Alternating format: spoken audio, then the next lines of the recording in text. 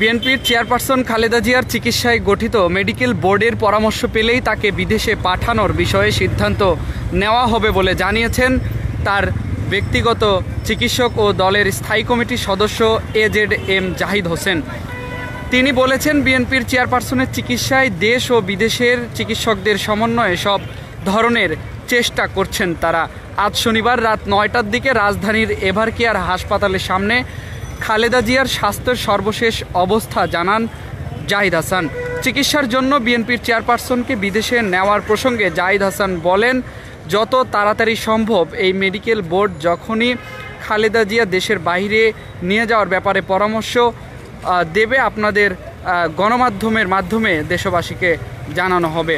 এবং চিকিৎসক আরও বলেন যে চিকিৎসা দেওয়ার দায়িত্ব হসপিটালের চিকিৎসাকর্মী, স্বাস্থ্যকর্মী যারা আছেন, সারা পৃথিবীর সবচেয়ে ভালো যে চিকিৎসা ব্যবস্থা করা প্রয়োজন সেটি বিএনপির চেয়ারপারসন বেগম খালেদা জিয়ার এখানে আয়োজন করা হয়েছে।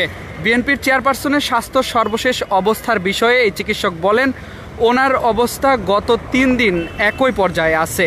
এর আগে বিকেলে রাজধানীর গুলশানে বিএনপির চেয়ারপারসনের কার্যালয়ে এক সংবাদ সম্মেলনে দলটির মহাসচিব মির্জা ফখরুল ইসলাম আলমগীর বলেন, অসুস্থ খালেদা জিয়াকে উন্নত চিকিৎসার জন্য বিদেশে নেওয়ার সব ব্যবস্থা করে রাখা হয়েছে। দর্শক, এই মুহূর্তে আমরা রয়েছি ঢাকার এভারকেয়ার হাসপাতালে এবং আপনাদেরকে জানিয়ে রাখি যে মহাসচিব মির্জা ফখরুল ইসলাম আলমগীর যেটি বলেছেন যে অসুস্থ বেগম খালেদা জিয়াকে উন্নত চিকিৎসার জন্য বিদেশে নেওয়ার সব ব্যবস্থা করে রাখা হয়েছে, তবে এখন তার শারীরিক অবস্থা সেই ধকল সামলানোর মতো নয়। মির্জা ফখরুল বলেন, বর্তমানে বিদেশে নেওয়ার মতো শারীরিক অবস্থায় খালেদা জিয়া নেই। শারীরিক অবস্থায় স্থিতিশীল হলে চিন্তা করে দেখা হবে বিদেশে নেওয়া সম্ভব কিনা। দর্শক, আপনারা যেমনটি দেখছেন এখন পর্যন্ত কিন্তু নেতাকর্মীরা অবস্থান করছেন। আমরা যেমনটি দেখেছি যে বিভিন্ন জেলা উপজেলা বিভিন্ন জায়গা থেকে কিন্তু নেতাকর্মীরা এই এভারকেয়ার হাসপাতালের সামনে এসেছেন। অনেকেই দেশবাসীর কাছে দোয়া চেয়েছেন। আমরা দেখেছি বিভিন্ন রাজনৈতিক অঙ্গ সংগঠনের এনসিপি থেকে শুরু করে বিভিন্ন দলের নেতাকর্মীরা এখানে এসেছেন। এবং আপনাদেরকে যেমন আরও একটু জানিয়ে রাখতে চাই যে খালেদা জিয়া ফুসফুসে সংক্রমণ থেকে শ্বাসকষ্ট নিয়ে 23 নভেম্বর হাসপাতালে ভর্তি হয়েছেন। এরপর দেখা দেয় কিন্তু নিউমোনিয়া, এর সঙ্গে রয়েছে কিডনি, লিভার, আর্থারাইটিস ও ডায়াবেটিসের পুরনো সমস্যা। ফলে পরিস্থিতি এমন, একটি রোগের চিকিৎসা দিতে গেলে আরেকটির উপর বিরূপ প্রভাব পড়ছে। তিনি বর্তমানে করোনারি কেয়ার ইউনিটে সিসিইউতে চিকিৎসাধীন অবস্থায় রয়েছে। দর্শক, আরও একটু আপনাদেরকে জানিয়ে রাখতে চাই, এমন পরিস্থিতিতে গতকাল শুক্রবার খালেদা জিয়ার শারীরিক অবস্থাকে অত্যন্ত সংকটময় বলে উল্লেখ করেছেন বিএনপির মহাসচিব মির্জা ফখরুল ইসলাম আলমগীর।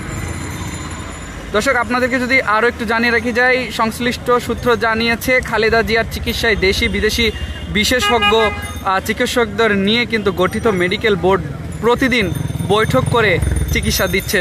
জুলাই গণ অভ্যুত্থানে ক্ষমতাচ্যুত আওয়ামী লীগ সরকারের আমলে 2 মামলায় খালেদা জিয়াকে কারাদণ্ড দেওয়া হয়েছিল। 2 বছরের বেশি সময় তিনি কারাবন্দী ছিলেন। 2020 সালের 25 মার্চ তৎকালীন সরকার নির্বাহী আদেশে তার সাজা স্থগিত করে শর্ত সাপেক্ষে কিন্তু মুক্তি দেয়।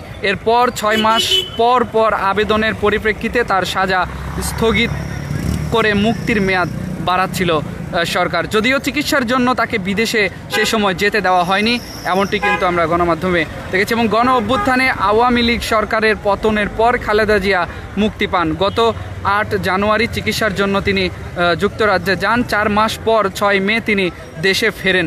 এরপর একাধিকবার শারীরিক নানান জটিলতায় তাকে হাসপাতালে যেতে হয়েছে। দর্শক, এই ছিল যেমনটি আপনাদেরকে জানাচ্ছিলাম যে আজকে বেগম খালেদা জিয়ার যে শারীরিক অবস্থা সেটি সম্পর্কে আপনাদেরকে জানানোর চেষ্টা করছিলাম সরাসরি দৈনিক ইত্তেফাকের মাধ্যমে। আপনারা যেমনটি দেখছিলেন, এই মুহূর্তে আমি এভারকেয়ার হাসপাতাল থেকে সরাসরি যুক্ত রয়েছি মোহাম্মদ ফেরদৌস প্রামাণিক। আমরা এখানে বিভিন্ন নেতাকর্মীদের সাথে কথা বলেছি, তারা যেমনটি জানিয়েছেন যে দোয়ার বিকল্প কোনো কিছু না। এখন দেশবাসীর সবারই সাবেক প্রধানমন্ত্রী খালেদা জিয়ার জন্য দোয়া চেয়েছেন সকলে। আমরা দেখেছি বিভিন্ন জেলা উপজেলা থেকে বিভিন্ন নেতাকর্মীরা এই হাসপাতাল প্রাঙ্গণের সামনে এসে তারা অবস্থান করেছে। আমরা আরও দেখেছি যে একজন